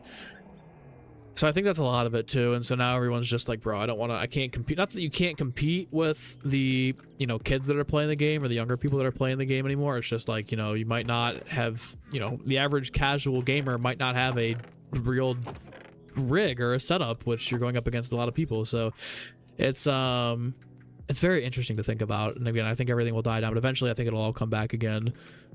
When, who knows? But you know, to think that Call of Duty is about to die completely, I don't think it'll die completely. I think that, you know, it's such a big moneymaker that eventually they're gonna have to find somebody to get in there and clean everything up. And I don't think it's necessarily in a bad spot, because I think Black Ops 7 genuinely is probably the best COD that they've released in the last 10 years. It's just like their marketing and their PR is in the shit after last year's experience and all that stuff. So it's going to be interesting to see how they pull themselves out of this. I don't know. It's going to be very, very interesting. I think they need to shake up at some level, because I just don't think going back to a World War II game is the answer. I don't think that doing a futuristic game is the answer. I think Call of Duty Zombies, where everything is themed around zombies, would actually be a crazy fucking shake up and something that would actually go over really well with the whole communities in general. But, you know, they're not going to do that. So, yeah, man. Let me catch up. I was right in there. You hate PvP. Really think BO7 is about to be your last PvP experience. Warzone is fun, but that doesn't last. Yeah, Warzone... I don't know. I have a affinity for Resurgence. Like, I fucking love Resurgence. I'm so addicted to Resurgence, man. I can't really play solo, but if I got a good 3-stack on, or I got a good squad going on with good chemistry, I could sit there and play Resurgence all day and not get bored. I really am. Like, I'm just a fucking... It's the adrenaline. It's the fast-paced shooting combined with, like, a battle royale. Like, Resurgence, I think, genuinely is genius. Like, I know at the end of the day, like, you can't keep... putting out the same Rebirth Island product. I agree with that, but I think the concept of Resurgence is actually fucking genius, and it's something that is very unique to Call of Duty, because even though Fortnite has buybacks or whatever, not the buybacks, but the like auto reboot game mode, I genuinely think COD just has the best advantage over everybody in terms of like that level of like core gameplay for a fast-paced Resurgence VR. It's so good though, dude. I could glaze Resurgence all day. It's I don't know what it is. I'm just very hooked on that level of whatever. Because like Battle Royale, I loved Blackout. I loved like Warzone when that first came out, but Fortnite, it's just over time I've gotten sick of like I just spent 25 minutes looting and getting ready. I ran in, I wiped 2 teams and then I die in the top 10. Like I can't play on a big scale map like that. But if you go for a win on Resurgence or on Havens, that's a 10-15 minute match. Like, you're not spending hours in the same game or an hour in the same game trying to jockey for position on a fucking massive scale map. So yeah, dude, I don't know. I know a lot of the Zombies fans are like, oh, bro, I can't stand Resurgence, you know, or I can't stand Warzone. It's all slop. And like, yeah, I agree. I think Battle Royale is a dying breed, but I genuinely think Resurgence is fucking genius. Like, it's, for me at least, it's like the perfect balance of like Battle Royale, PvP, fast-paced action. But yeah, dude, you know, on Rebirth Island for the 90th time is a little excessive. Eventually you gotta kind of get on from that. Couch gaming will always be your favorite thing. Lots of good memories with your dad and brother in Halo split screen. Dude, the good old days of split screen, man. The good old days of split screen. My buddy would always, oh, dude, used to live a couple houses down, my neighbor too. Even my other friends, like the ones that didn't game on COD. Dude, I cannot stop myself from falling in this thing. Jesus Christ. Even my other buddies, like, just like split screen sports games. No! This is ridiculous.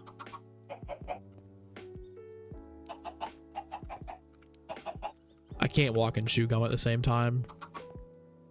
There we go. Anybody else eat? There you go. Nice.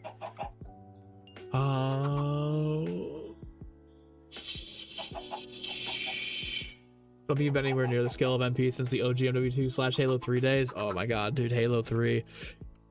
Halo was my first. I played COD. I played stuff like COD, Ghost Recon, Medal of Honor. I've been playing those games since I was like 3 or 4. But my first like actual game that I owned that was a shooter was Battlefront. But like on a console or whatever, like if you consider like one of like the modern Halo for sure. Oh my god, I used to sweat Halo 3 and Reach, bro. I was a sweat. I was better at Halo than I was COD back when I was a kid. Then I got COD, and after that, it just became my whole identity. And I was like, all right, well, now I'm just gonna get really good at this. But yeah, I totally get that, dude. I totally understand. I was dog shit at pubs back in the day. I was bad at zombies when I first picked it up, and I was dog shit at pubs, but I was really good at Halo. Then eventually, over the years, I got better at MP. I'm still not good though. I would not put myself. I think I could probably, if I were to solo queue ranked MP, I think I could maybe finish like Diamond, maybe like Diamond 1. I'm just not. Pubs is a different breed. I never played enough to be serious about it. Telling you, the Resurgence though is like, I think my absolute peak tier is Crim. I don't think I can go above. I want to go for Eerie, but I don't think I'm above Crim. Just being honest with myself. I have to fucking play all the time, and I'd have to get a really unbelievably goated stack of people to play and carry me. Only problem playing Zone for you nowadays is that Lane and Ben are camo grinding whenever you play with them, so you have to let them get all the kills unless you're alone. That's fair, dude. Yeah, especially when you're on the camo grind, it's really tough to be like, I'm gonna actually play for the win here. I totally know that feeling. And like, let's say you guys are on the camo grind, you're going towards the end of the game. Like, you know, if you're using lesser weapons that aren't the Sturmwolf or the Hawker or the That was the first time I've ever seen that. OBS just randomly disconnected and reconnected. That might have been a YouTube thing right there. Sorry about that.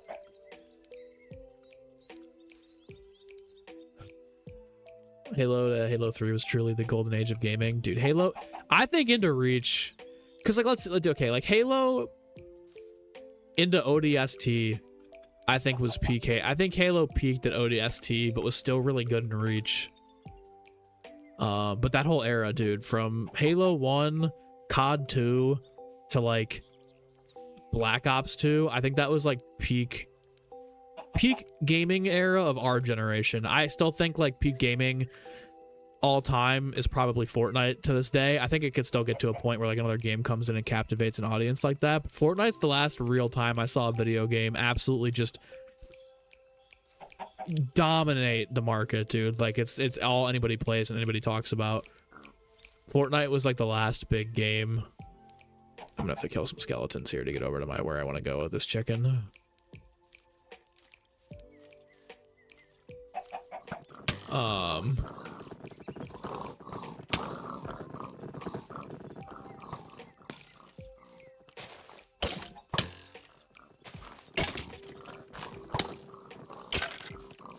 This guy could drop into me some bone meal. That would be sick. Oh, some bones for bone meal. Let's go, buddy. I gotta light this area up. I can fucking smell the mobs over here. Oh, the dead stream went wild. Crimson. Whatever happened to Crimson? Whatever happened to Sam? Who knows? Such a wild time, man. That doesn't even feel real. I want to know what Crimson did. I want to know what Crimson did for a living, man. Crazy. This looks so good at night. It looks like shit during the day, I'm not gonna lie. But at night, I actually like how this looks up here. If we get some of that stuff with Silk Touch and just line this area, make it look all infected, it's gonna look real sick. But till that point, kind of look a little mid. Nope, we need to do that. GTA 6 might dominate. I could see it, but at the same time, here's my only fear for GTA 6. Isn't that the game's not going to be good, but I just know for a fact. I just know for a fact that people are going to complain about it no matter what.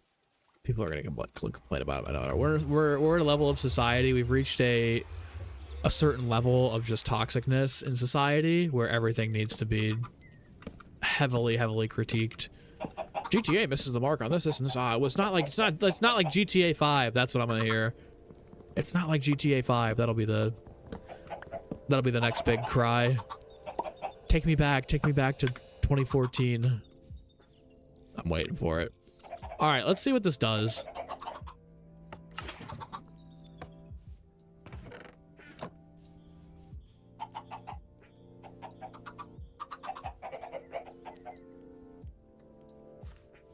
I'm so confused. Where have the eggs been going? I've seen it been dropping and the redstone lighting up.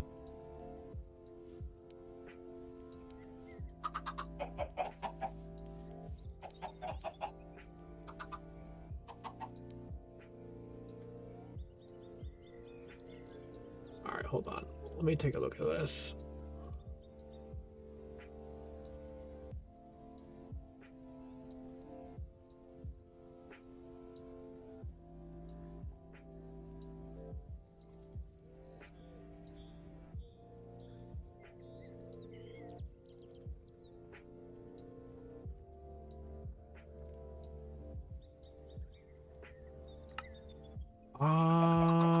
Something's not right about this. Maybe you just need more. Oh, I see what's going on. I think I need to be pushed into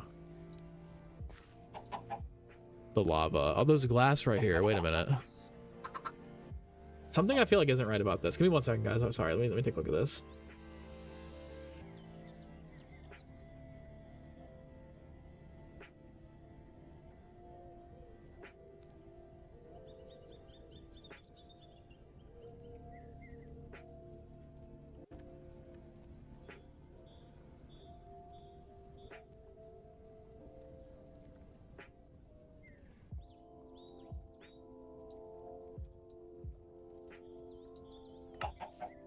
I don't get what's going on here.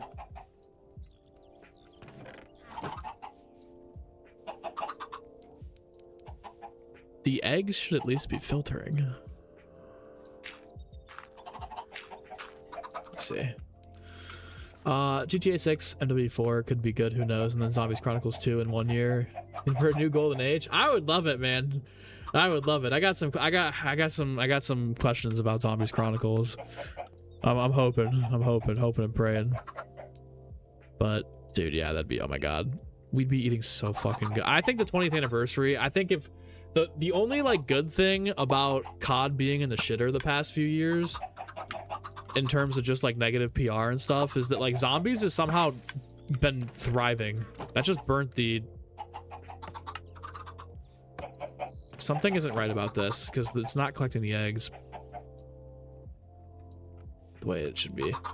Yeah, I think with Zombies probably being the most somehow least scrutinized aspect of COD recently, that really bodes well for the future of the game.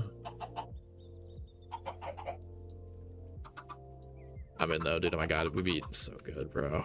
I'm gonna have to dabble in GTA too. Shit. Although if it's not on PC when it launches, I'm going to be kind of upset. I don't really want to buy a console for a GTA.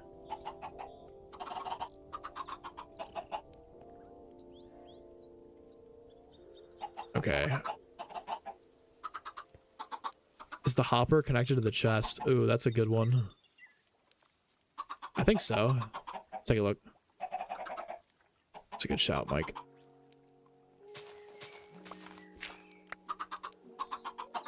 Yeah, it is.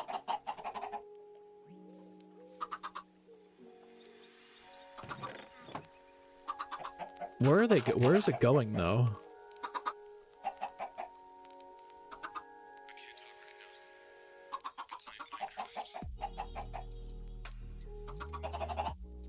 Thing is, like, the eggs aren't even sorting. Like, I can see when the egg drops, it's lighting up the redstone.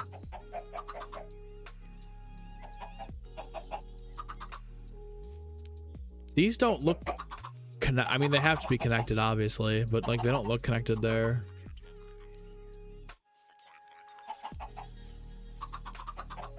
Interesting.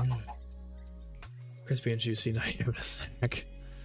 I think maybe it's burning the baby chickens. You've seen people replace the lava with a cauldron of lava. That's interesting too.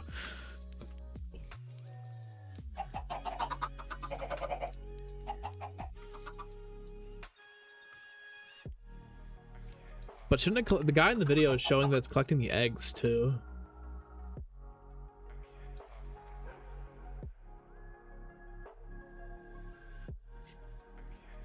Yeah, like that's what he's showing that.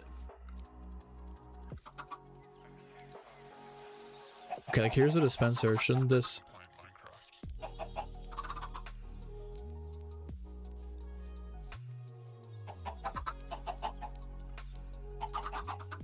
Lay more eggs. Do your thing.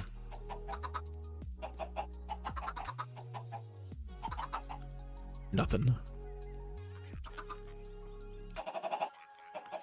You're gonna go try and convince the wife to make lava chicken for dinner. All right, Mace.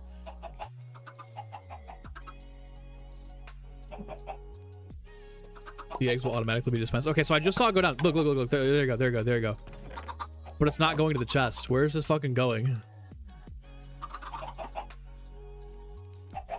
I heard it drop. And it went and I saw it light the redstone too, but where is it going? I feel like I messed something up somewhere. Although there's no way. So that's connected there. Then that goes above there. Crouch to place the slab. Yep, yep, yep. And then on the back.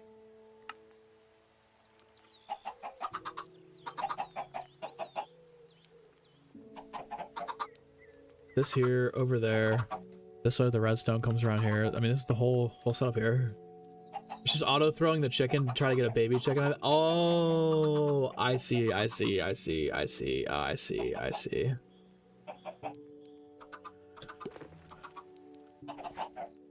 Okay.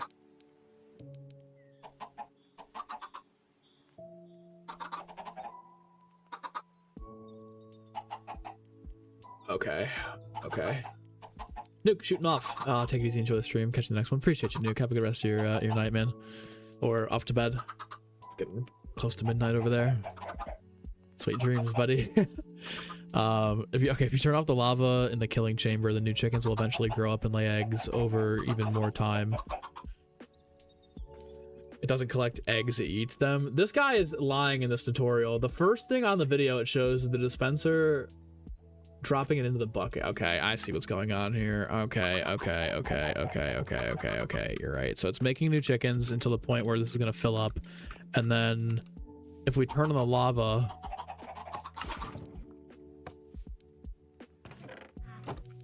eventually they're just gonna fall in there. Eventually they're gonna touch the lava. How is this gonna? Because there's glass right there. Me so confused.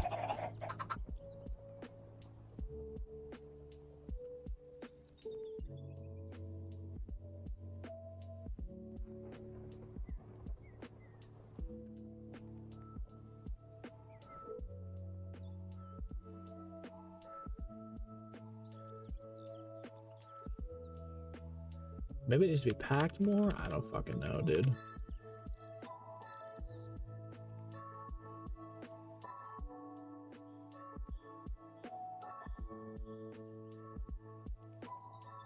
Oh.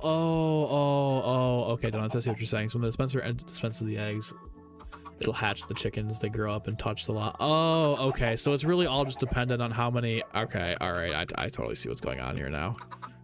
Okay. Okay, thank you. Thank you for clarifying. Dude, how do you fucking, dude? I feel like you've just got it locked on these video games, bro.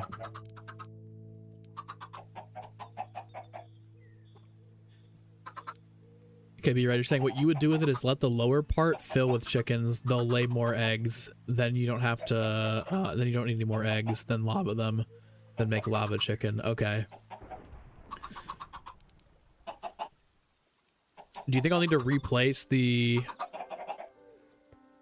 chickens over time, or do you think I just like turn the lava off when I don't want it to go for any more chicken? So like when I want cooked chicken to work, I'll just press this button and then walk away and come back and eventually it'll be there. But I need to get a ton of chicken first before it can even, you know, when the eggs eventually will turn into like launching it into a chicken and then dying in the thing. Okay, I see exactly what's going on now. Thank you guys. Thank you. Okay, that makes sense to me.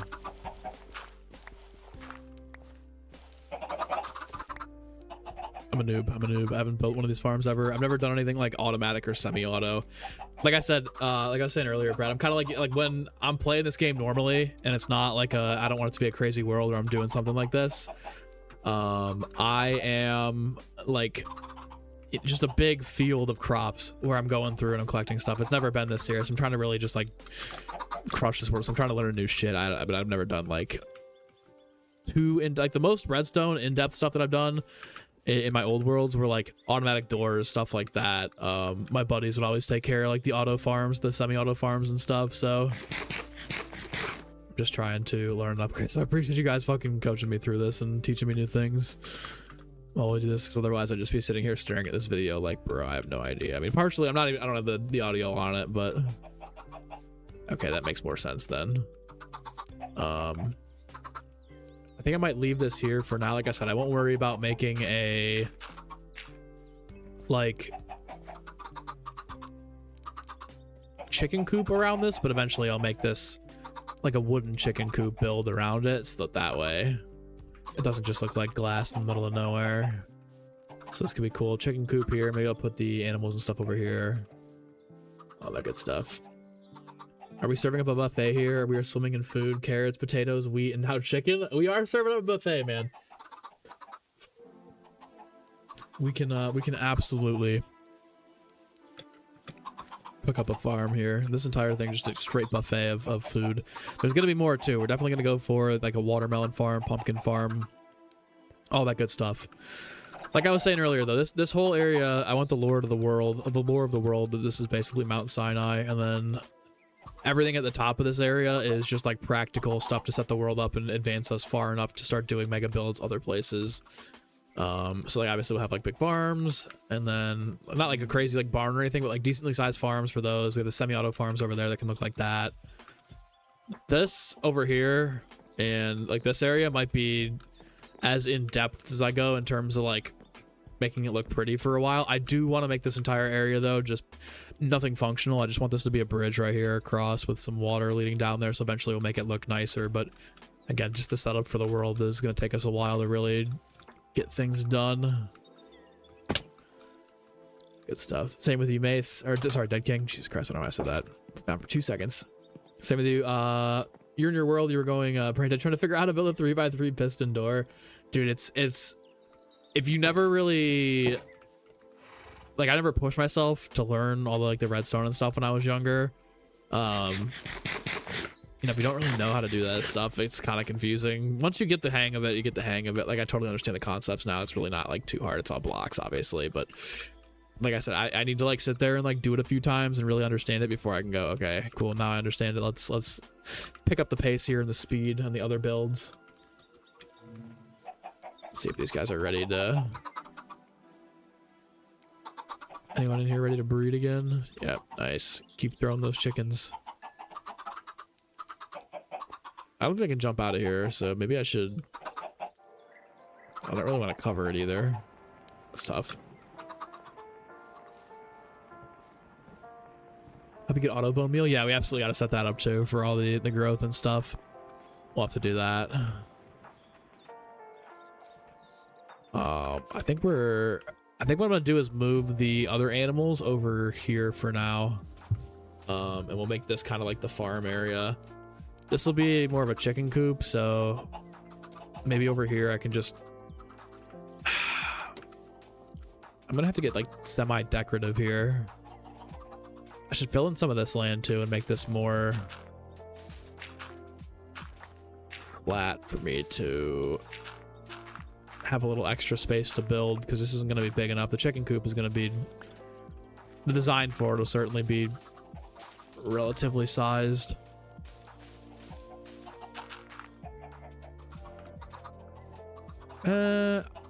I'd say... No, yeah, I'm going to have like an outside area too and some chickens roaming around. This might take up a lot of space over here, actually. I should have built it, I think, closer to either the edge over here or the portal side over here, but it's fine. We'll worry about that stuff later.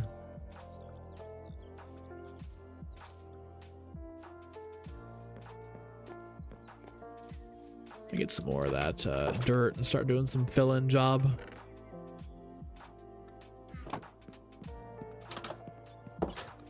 Big farm. Big farm. Have old Minecraft by the books. The only cool thing you know how to do is build lights in your house. Dude, the old school craft, dude, everything was so different. Everything is so, it's not like intimidating nowadays, but there's so much shit that I just like have to sit there. Like, I've been watching guides on YouTube.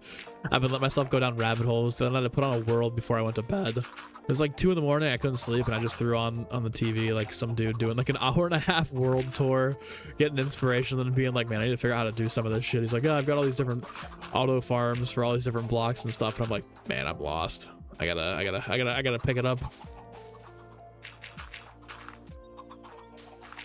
Like I said, I wouldn't consider myself a noob at Minecraft, but I'm also not good. I'm not like an elite by any means, not even close. Know enough to get by and have fun, but we gotta take it to a more advanced place. Oh god, the gluttonous beast is awake.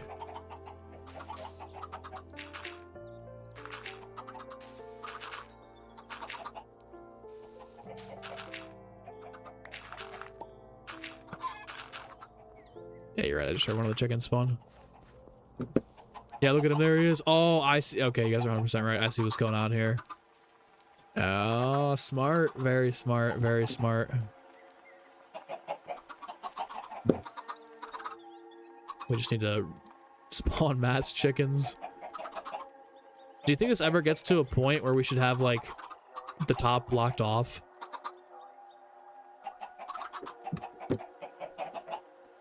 Oh, the gluttonous beast loves chewing on cords. Oh, and he just knocked off the fucking...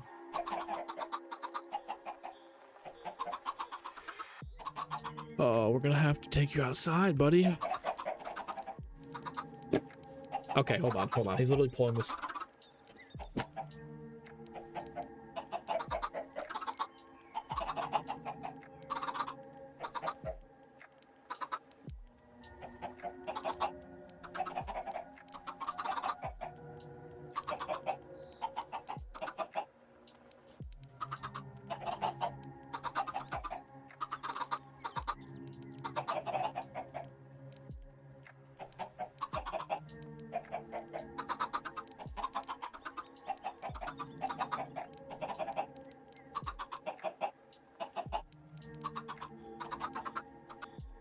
hold on.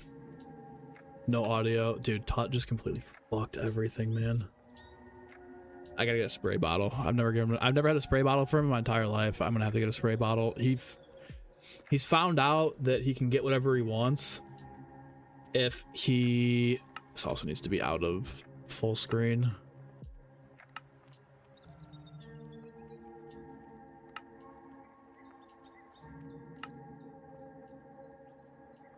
don't even know where to go in this shit. Oh my god, fuck.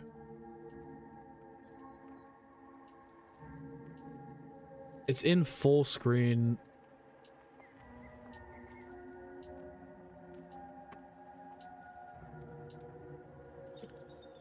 Is it though? No, anyway, yeah, dude, Todd has like figured out that if he can like come up on top of my... There we go. He's figured out that he jumps up on the back of my desk and then he'll chew on the cord, this plastic part of like my headset amp, and he'll pull on it. And he knows it because it slams down and it'll also like, you know, mute the stuff or whatever, but it'll also sometimes like knock the HDMI cord out of the back and I'll have to get up and fix it. And he does that when he wants treats or he wants to go outside now or whatever, but there's no going outside. Before you just, okay, let him out for 2-3 hours. He comes back in later on and he's just not bored anymore. Doesn't want anything, but there's no going outside because it's so fucking cold. And he just sits here and just bugs me over and over and over again for more and more treats until he's full, but he can't keep fucking doing that because I can't keep giving him treats over and over and over again.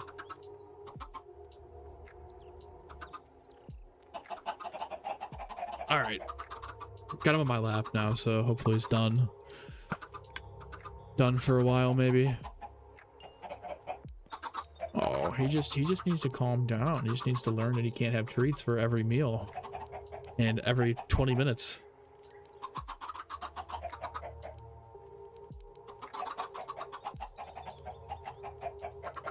He just wants attention is what he really wants. Okay, I keep hearing the things go down. I think I'm gonna have to just, what I'm gonna eventually do is just go back over to my house at some point. I saw that pillager. And just like sit in a chest and just wait there and eventually come back and those will all be farmed nicely for me. That guy was really weak. Oh my god. Oh, there's still pillagers over here. Oh boy. Oh boy.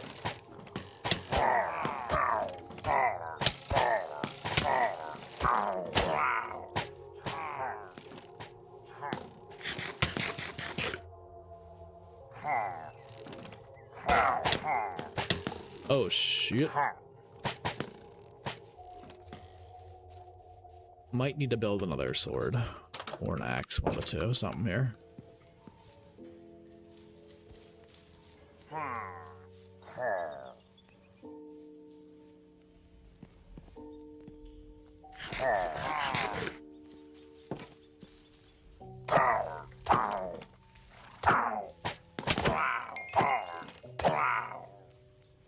Wow.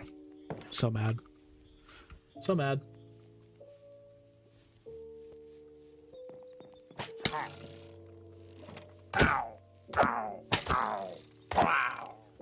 Alright, finally took care of him. Ominous bottle. I think this is the same one from last time. Yeah, pretty much. Cool. Cool. Haven't drowned him with water in a spray bottle. I don't want to do that to him though, man. I like the connection we have. I feel like spraying him would just get him really upset and it would kind of mess up what we got going on. He's a little, here's the thing about him is like he's the sweetest, most nonchalant cat ever until he wants something. And then when he wants something, which isn't very often, but like if he can't go outside and he goes stir crazy, he just keeps doing it until I either give him pets, treats, play with him. He's smart. He knows what gets me. He knows what pisses me off, what he's not supposed to do. But then when he's King 10, he just doesn't do it, man. Talk out a Hitman group. Literally. Hitman and raccoons. Got like dinner going on watching the stream? Dude, what are you eating? Please tell me something. I'm ready to eat too. I'm ready to get some food here pretty soon. I had lunch. That was not enough. Didn't satiate my hunger. Anybody in here ready to go? Another one just spawned down there. I heard him. Maybe? Yeah, look at that. We got two now. We got two now. Look at us go. How many treats do I give him a day? Dude, right now a lot, bro. He's like doesn't... The problem is he won't eat his dry food now when he's inside like this. He did this last winter too. where like he eats his wet food in the morning and he likes the wet food and that's good, and then at night he doesn't really snack on his dry food unless he goes outside and like runs around and burns it off. He's mostly like, just give me treats. So I'd say anywhere between, like, this is gonna sound fucked, but like probably like right now, especially the way he's been like just hounding me for treats and like won't leave me, like we'll just go crash out until he gets them, probably like 20, 25, 30 even. They're 2 calories a piece, so it's like 60 calories a day that he's eating there. But the problem is he's just not eating his dry food, but he will eat the dry food eventually. Like once it goes back to like he can go outside and he can be a cat and roam around, like he'll eat the dry food. But yeah, dude, once that happens, there won't be as many treats. But now it was like this last winter too. It's bad, dude. And he's not like, he's definitely gaining a little bit of weight, but he's not like getting to be a chunk. I won't let that happen. He doesn't, when he goes outside, the dry food is good because I let him graze, and he doesn't just sit there and like eat an entire human-sized bowl of food. It's mostly just like, I'm gonna not eat this until I'm actually hungry. And then he'll like nibble, go outside, come back in and nibble, go outside, come back in and nibble. But the treats need to stop because he's getting like really devious about it. Getting real devious about it. Say weekly, depending upon the amount of treats that you give him, lower the quantity. Kind of like how you're weaning off of medication. No, absolutely, I need to do it. The problem is I just need to like, I need to get to a point where he can go outside again, because like I don't even think he's hungry half the time. I think he just does it because he's bored. Because like when he can go outside and it's warm out enough for him to like stay outside for hours and just hang out there, he doesn't really do this as much. Like maybe once or twice a day, but like when he's down here all day and there's no outside, he's just like a mongrel. It's every like hour he'll come up here, if I don't give him enough, he'll come back and he'll just sit there and do the same thing over and over again. And it's like pissing me off, but at the same time, like he's not eating his dry food. He's eating like one one container of wet food a day and then just treats. So like obviously it's not good for him. He's got to get back to eating the dry food. But no, you can't come up here on the desk again. No, you can sit here, but you can't go up on the desk. Just trying to get the, oh, here we go. Let's go. That was a good one. All right, this is really starting to work now. Love it. For wet food, you give him half the wet food in the morning, the rest for his dinner. Dude, this cat, the thing is, here's my, like, when he goes outside, he'll go outside for like 3, 4, 5 hours at a time. So like, and he usually stays pretty fit too. Like the going outside is a good workout for him. Like I think he genuinely needs to eat more than the average indoor cat, because he's got, you know, he's burning so many calories going outside and exploring and running around and shit. But yeah, obviously right now he just doesn't need to eat that much a day, dude. Yeah, a day, it's bad. He's bad, dude. He won't stop. He's a little gluttonous pig. Eventually, once he goes back to being able to go outside, he just won't be bored eating anymore. Oh, and you're chilling on some chili right now? Let's go, dude. That does sound good. It's like a nice cold winter night kind of vibe. No, you can sit right here. So they probably accustomed, dude. Yeah, it's it's tough to manage him. It's just, dude, it's really just the treats that's fucking, it's bad right now, because he's a demon, man. He like literally jumps up here and he's figured it out. Like he knows what gets me. He just sits there and he chews on this like plastic cord attached to the thing, and it like it slams on the ground and makes a lot of noise, and 2, it like fucks up the PC, so he knows I have to get him off and have him stop. Oh, he's just so smart. Master manipulator too. But like he's like a go outside every day cat. His whole routine is like sleep during the day, go outside at night. And he hasn't gone out for more than like 5 minutes at a time in the last like 2 weeks, 3 weeks. And that's just not a good recipe success for him. Like if I ever got an apartment, I have to like have like a ground level apart, because he has to go outside.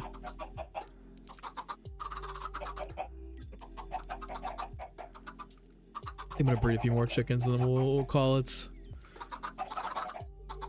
This is more of a ranty stream. Not a lot got done. We've just been like talking. I mean, I'm cool, man. I appreciate you guys keep me company and topics. I didn't get too much done. This is an interesting thing though. Getting this set up is nice, obviously, but very interesting setup here. About to go see the Markiplier movie and have Helmo Draft House for dinner. Hell yeah, dude. When you go to the movie, extra butter movie theater popcorn, please, for me. Would be so good. My guilty pleasure at movies. You've never owned or lived with a cat. Letting them roam outside is such a boring concept to you. If you let your dog out 100%, you get lost and never come back. Cats, like, they know where the food is. I mean, obviously dogs would too, but yeah, dogs run away. I don't know. Obviously, like, you have a fence and stuff in the yard, but dude, with like cats, they just like, especially when I was first letting Todd out, he would like go outside. He'll kind of like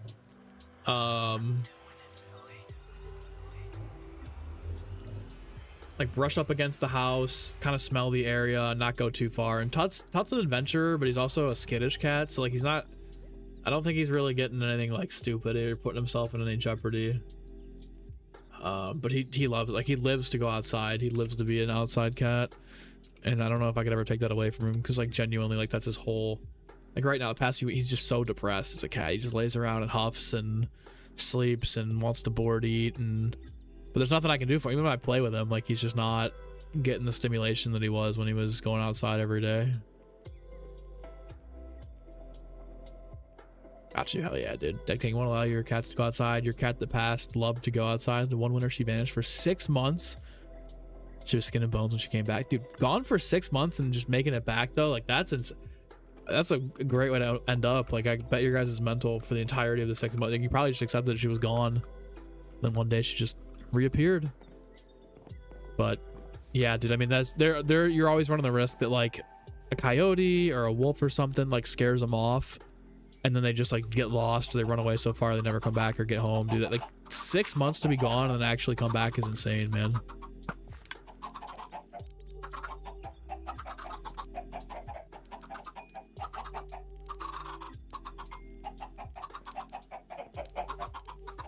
This is quite the slow farm over here. But yeah, dude, like he gets aggressive, bro. He'll like sit by the back door, he'll meow, he'll like scratch on the door, he'll jump up on the door. He used to, when he was a lot younger, he used to like jump into the screen door and like climb up it and just like claw into it and just stand there and look at you. Want to go out. Isn't that right? But yeah, I mean, he needs to lose like 2 pounds, maybe, yeah, like 2 pounds, 2.5 pounds, and he will once the summer rolls around. But yeah, right now he is not okay. Not okay. He's a bit of a chonk right now. I don't know what else I have planned. I mean, it's kind of it. We got something done. I think off cam we'll probably find like a good farm build after dinner or something and try and figure out to build around this, and then maybe move those over here. Then the next episode will be something like a bigger build, like that could do that for the next episode. No, you can't come up here. Like right now, he's just pounding on the door. I found another fortress? Not yet. I'll have to. I do have to find another fortress. Even when I kind of looked through the nether and got some stuff to make the portal area. No. I didn't find a fortress or anything cool in the nether. That's gonna be quite the exploration. But yeah, guys, I think I'm gonna chill on that. I think that's kind of the end of this. Definitely keep your eye on the NBA trade deadline if you're a fan. A lot of crazy stuff going down. Potentially Giannis to Milwaukee. I might stream some more craft tomorrow at some point, just for a little bit, but probably no COD until Thursday. And then we'll have obviously the huge weekend of round 100s, starting room challenge, all that good shit, testing new weapons. But yeah, guys, I appreciate you hanging out with me, kind of coaching me through the chicken farm here. We'll make some more cool stuff in the next stream. Probably even tomorrow we'll be back on. No, stop it, stop biting this. I gotta get Todd outside or something too, because this is bad. But I appreciate you guys. We'll be back Thursday right when everything goes live. So we'll be back live. We'll probably do a live stream tomorrow over here. just before season 2 drops, and then we will absolutely do we'll be really live over the weekend, videos, everything. So appreciate you guys hanging out with me. Dead King, Owen, Israel, Donut still here, Skin. Hey, dude, like he's chewing on this while I'm pulling it away from him and he won't let go. He's like a fucking dog playing tug of war. Bro.